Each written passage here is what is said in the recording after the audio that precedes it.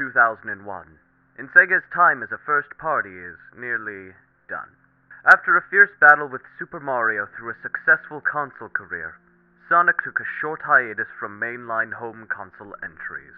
Little known to the blue fella, Sony, a company known best for being pioneers of audio entertainment, was planning to set foot into the gaming market after plans fell through with Nintendo on a collaboration.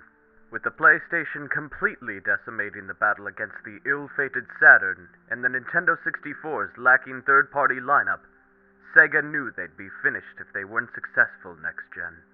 In November of 1998, the Sega Dreamcast was released, which included a stellar launch lineup, intense marketing, and the Blue Hedgehog's 3D debut with Sonic Adventure. With the aforementioned game's success and a steady growth of the console, a sequel was the next logical step, and in 2001, the world saw Sonic Adventure 2. But just as things seemed to settle for the better on Sega's part, Sony struck back with the PS2 in 2000, which included a built-in DVD player and equally strong launch lineup. With the Dreamcast falling into the pits of commercial failure, in addition to Microsoft's rising interest in releasing the hounds onto the gaming industry, Sega pulled out of the console market and concluded their console war legacy. It was not all doom and gloom, however. A few months after its release, Sega released Sonic Adventure 2 Battle on the Nintendo Gamecube, where Mario and company gave a welcoming home to Sonic for him to get back on his feet. While Sonic did eventually get running onto other platforms as a third party, he would eventually suffer a fate worse than death, having his very reputation turned on and laughed at. There would always be older games to fall back on for good memories, but his two Dreamcast titles in particular would have the shadows of age slowly approach them as games started to become more ambitious and well-defined with their scopes. Even the likes of Mario still shine brightly regardless of how old his titles are. Today's subject matter concerns Sonic's swan song on the Dreamcast. Sonic Adventure 2. Similar to its predecessor, this game has been the subject of online debate since the early 2010s for me, but also maybe since its release. It is a game I consider to be fairly divisive by today's standards, and it's also the first Sonic game I played. I specifically remember coming over to my cousin's house in hopes to play Mario Party 4, but when I saw they had a new game featuring a blue mammal with a cocky yet well-meaning demeanor, it was practically love at first sight. From there, I asked my mother for the Sonic game on the Gamecube, and she was able to get me Sonic Adventure. Director's cut. Well, I did eventually get 2 for Christmas. Since it's the first Sonic game I played, I definitely have a lot of nostalgia towards this entry. So when I saw reviews of the game from YouTubers who tore it apart as opposed to a more fair review going over the game's strengths, a part of me felt broken. I knew Sonic had a hard time in recent years, as that was something I noticed with Shadow, Black Knight, and Secret Rings. But to see games that were considered nearly as beloved as his glory days on the Genesis given a hard time too, it shocked me. Well, today I become one of those reviewers to give this game another gander. So how do I feel about its strengths and weaknesses alike? And can I recommend it more than SA1 like I said in my prior Inquire? Good day to you all, I'm the Squire, and welcome to another one of my Inquires. Let's take a look at Sonic Adventure 2.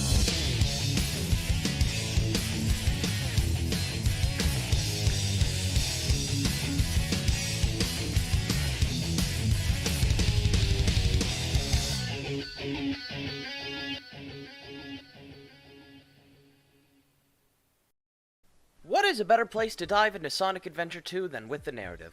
Even though the number of stories is cut in half, Sonic Adventure 2's overarching plot feels a lot more ambitious and intertwined than the game prior. And just like SA1, I'm going to try and keep it brief with the summary, though I might dive into more detail on certain things a little more than last time. Anywho, our story starts on the dark side of things, where we find Dr. Eggman blasting his way through military mooks to claim their top secret weapon. Once he gets to the center of the base, he uses his mad hacking skills to set the weapon free. The weapon is... Sonic? Hold on a second, Sonic? That's not how I remember the story starting. Isn't Sonic supposed to be on the helicopter? Oh wait, it's Shadow. My bad. So after escaping the military, who I'll refer to as their title Gun, Shadow promises to grant Eggman the wish of world conquest so long as he brings Chaos Emeralds to the main final destination of the game, the Space Colony Ark. While Shadow is preparing to meet with Eggman, he inadvertently frames Sonic, whom Gun mistakes for stealing the Chaos Emerald and apprehends our blue hero. Sonic is able to escape from the city, and runs into Shadow. They have a quick showdown, Shadow uses Chaos Control to flee, and Gun recaptures Sonic. As Eggman heads for the Ark, he comes across Knuckles having an argument over the Master Emerald with Rouge the Bat, a serious newcomer who serves as Knuckles' foil and loves treasure hunting for jewels. Eggman tries to swipe the Master Emerald during their lovers' quarrel, but is caught off guard when Knuckles prevents the theft by shattering the Master Emerald across the lands. Inigo Rouge heads in Eggman's direction while racing to find the Master Emerald pieces aside Knuckles. Aboard the Ark, Shadow explains to Eggman the power of the space station's main weapon, the Eclipse Cannon. Eggman will be able to harness the power of the cannon and have the world in his hands, so long as he finds the 7 Chaos Emeralds to fully power the weapon of mass destruction. In eavesdropping, Rouge forges a deal between the two to help find the Chaos Emeralds in exchange for totally ulterior motives, but to also use the emeralds as keys to find shards of the Master Emerald. They're sort of like Dragon Balls when they're close to each other, but the comparisons between that series and Sonic are for another day. Virtucon Industries heads to Prison Island to find the remaining emeralds. The same island where Sonic is being held, some Chaos Emeralds are being held, where Shadow was being held, and where Tails and Amy are infiltrating to bust out Sonic. After the events of Prison Island, how will these two factions clash? What is the mystery behind Shadow the Hedgehog? And who will come out on top in the end? And why is the moon blown in half later in the story? Let me see here, Sonic Adventure 2. You're telling me it's still blown up and now facing another direction? That's not how science works, though. That's not how the moon works! That's not how...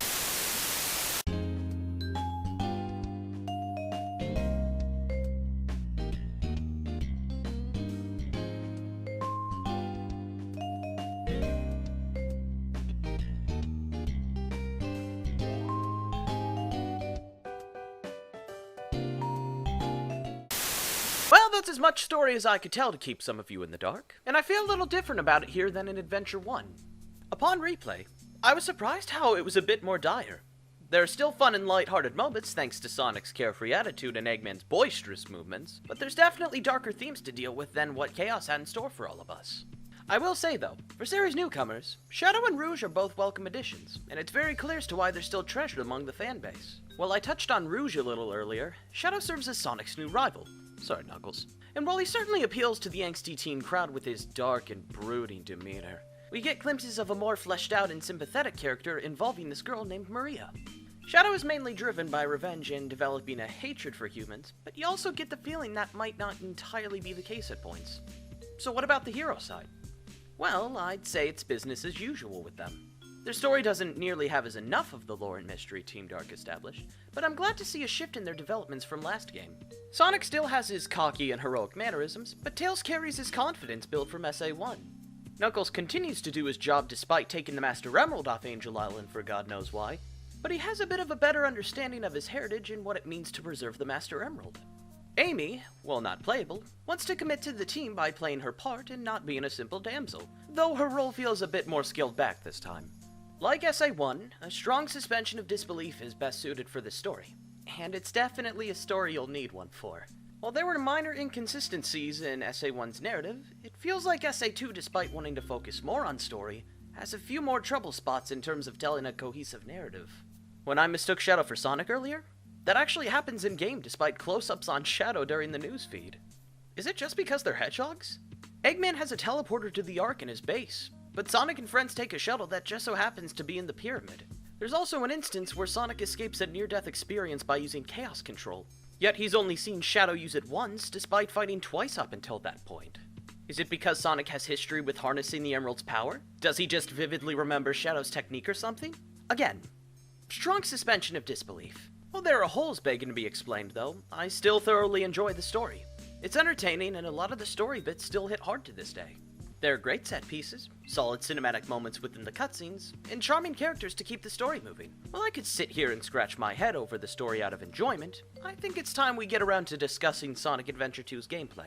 This time, there are no hub worlds to traverse between. The stories are set on linear rails, so you'll be going from stage to stage this time. The type of stage you play is usually determined by one of 3 playstyles that both Hero and Dark share. We have 3 returning playstyles from Sonic Adventure 1, and they've gotten very unique changes for better and for worse.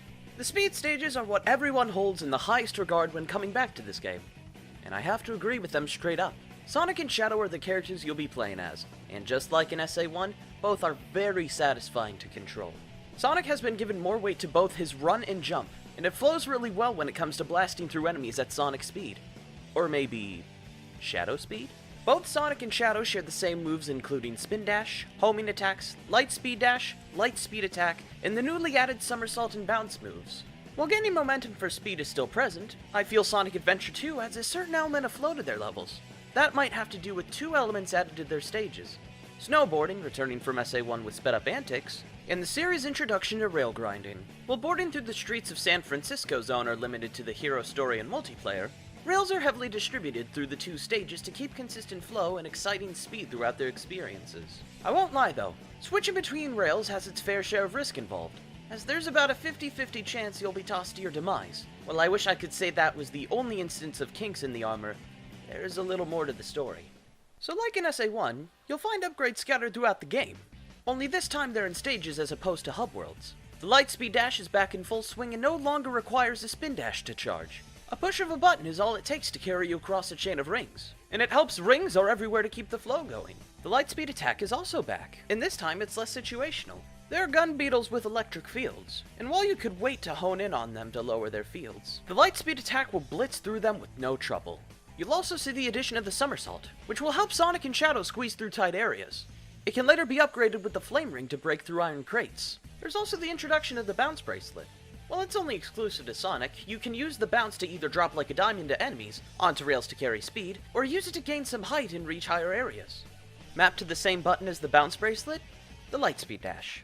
This introduces a bit of a problem regarding button layout. The Dreamcast controller has 4 buttons at its disposal, but the game has you use one button for each input, regardless of which button is pressed with the exception of jump. Instead of looking like this, we have something that looks more like this. While I can understand trying to keep tradition of using little buttons as possible from games prior, it creates an issue where you might use the wrong move when you meant to use another move entirely. While the Spin Dash has a delay to start up via holding the B or X button, somersaulting just takes a tap like the Bounce Bracelet or the Lightspeed Dash. You could either somersault to halt the flow trying to dash through a trail of rings, or bounce down to your doom over a pit trying to use the Lightspeed Dash after a homing attack.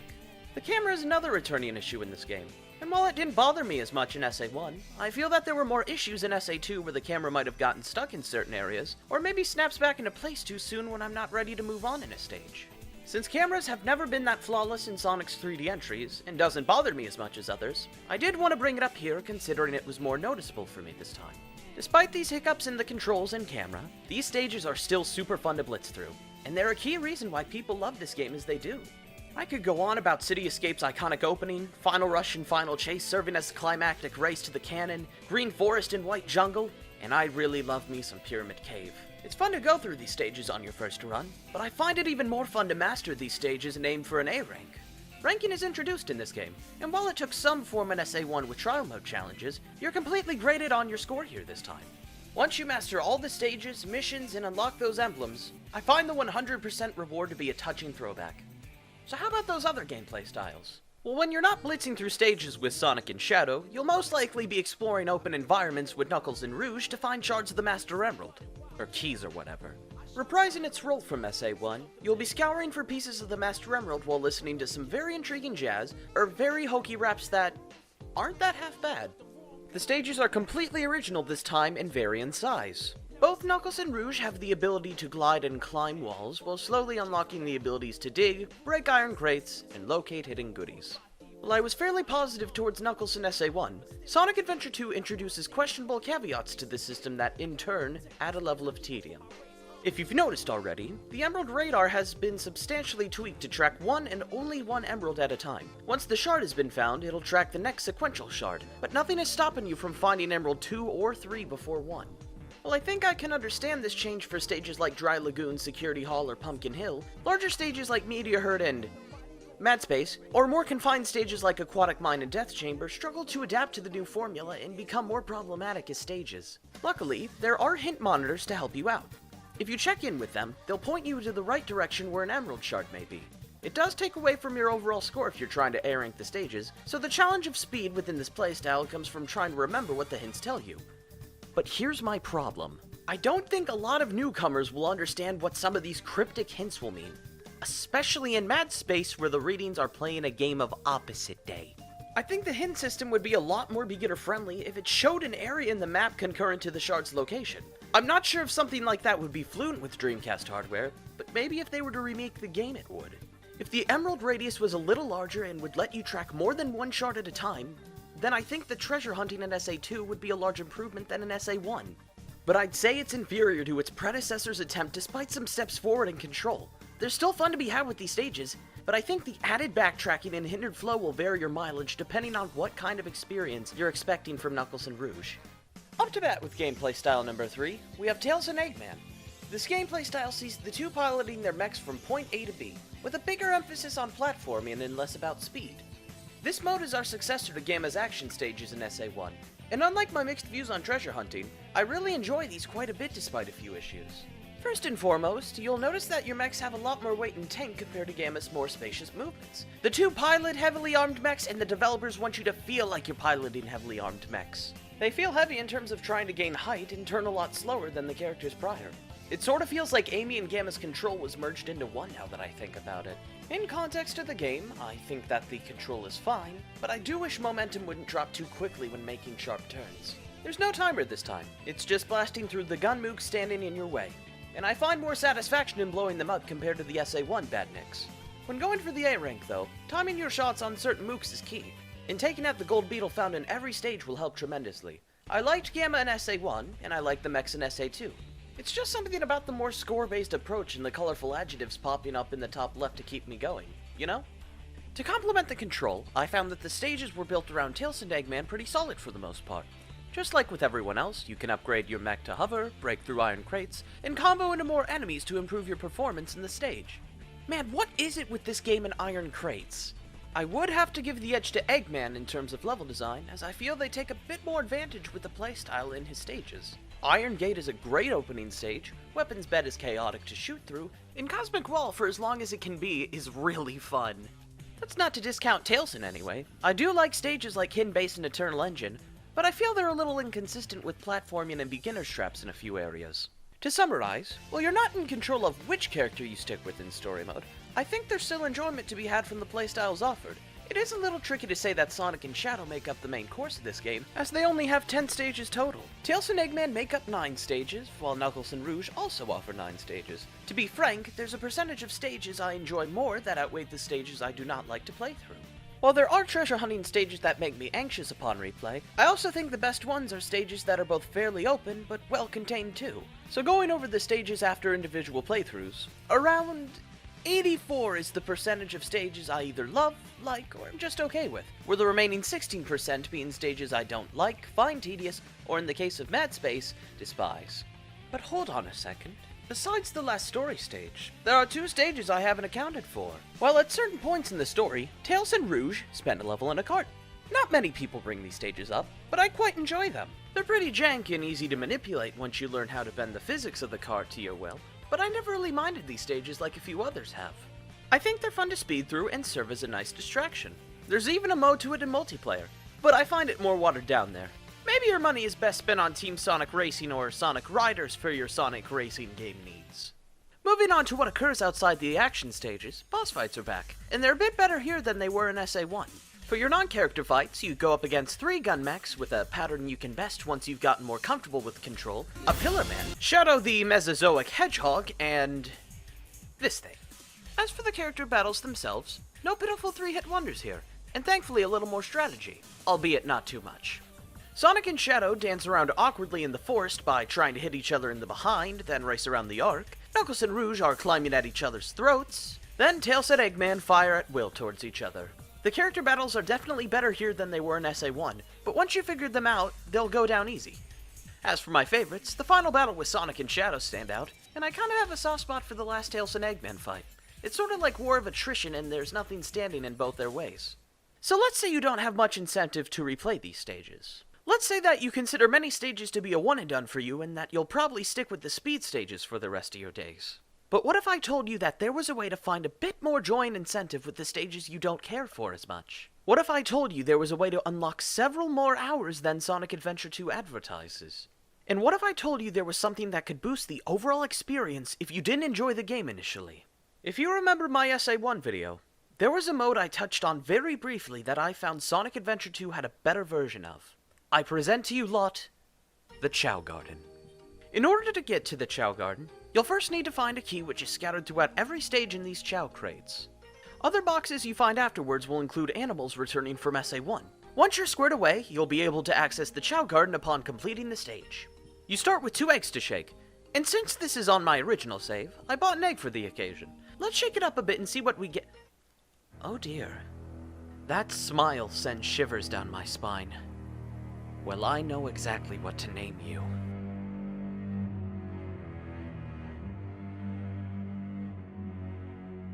From that point on, raising your Chow will consist of feeding it different kinds of fruit, those animals mentioned prior, and these glow sticks you might have acquired from destroying gun soldiers.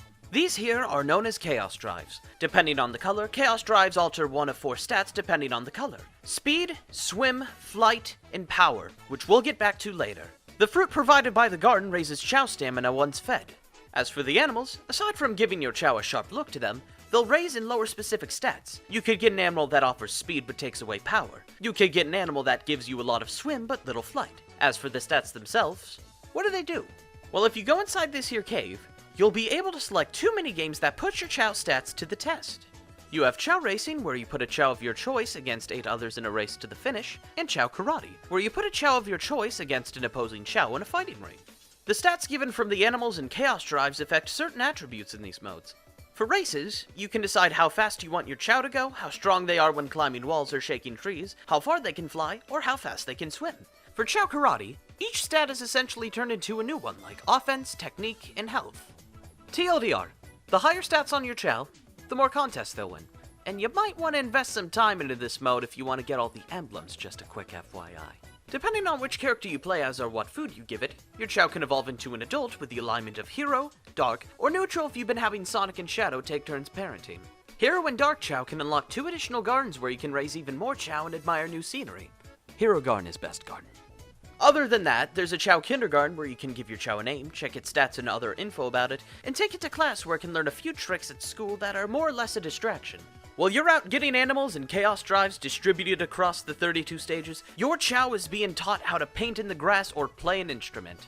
You can also do a spot of shopping in the janitor's closet to get some tree seeds, hats, food, and new Chow eggs. Who sells newborns in a school closet? The more emblems you have, the rarer your selection is. So maybe do the optional missions. There's quite a bit I didn't cover in this mode, such as breeding, the life cycle, different Chow variations, and evolving your Chow into the immortal and elusive Chaos Chow. But rest assured, there is info abound on the internet if you wish to do that research for yourself.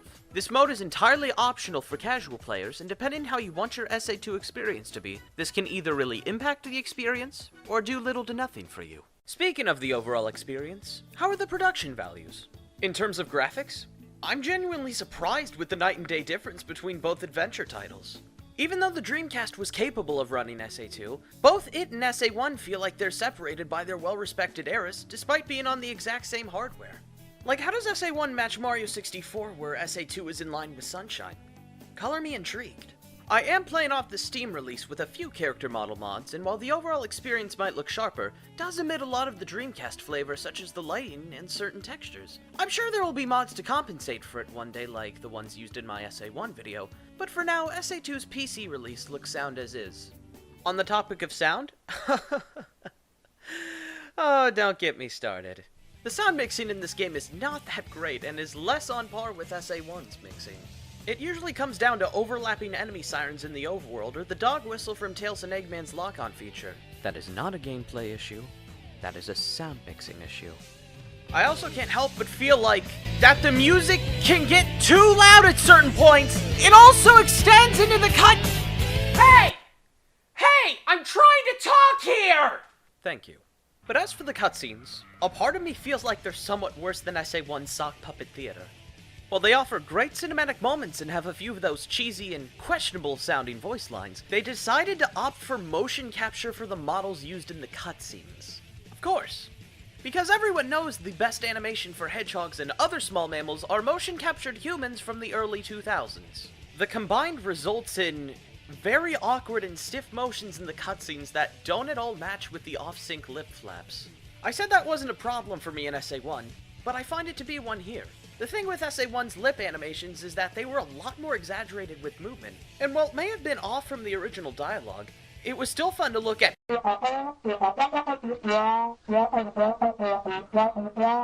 It's a bit harder to look at here than in SA1, I find.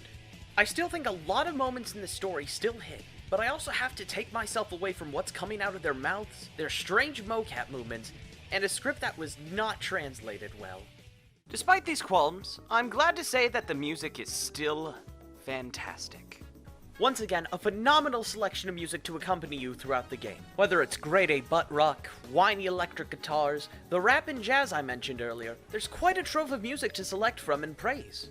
Once again, music is subjective, so to each their own when finding your favorite track in this game. Despite rough sound mixing, the music within each stage is still a treat to listen to. Every Rouge track to me is a joy as a fan of jazz. Shadow's down and brooding rock is a great listen, and I never get tired of anything Sonic and Knuckles have to offer. So it seems while the production values are like the other playstyles, where every good change comes with a catch of tedium, what does that say for the overall package? Stated previously, this game is very close to me in more ways than one. Even though Sonic Adventure was my first owned Sonic game, my first experience with Sonic came from Sonic Adventure 2. I'm aware of its age in a lot of spots, such as presentation that speaks for its time, as well as issues that neuter some of the gameplay modes in more ways than one. While I think this game has a handful of faults to pick at, I can't call this game bad, and I'd be lying if I said otherwise. It is a fun and flawed experience, plain and simple. Speed stages have high-octane action, the mechanics offered in the mech stages I find to be a literal blast, and while there's a lot of additional baggage, there's still fun to be had within the sandboxes of treasure hunting.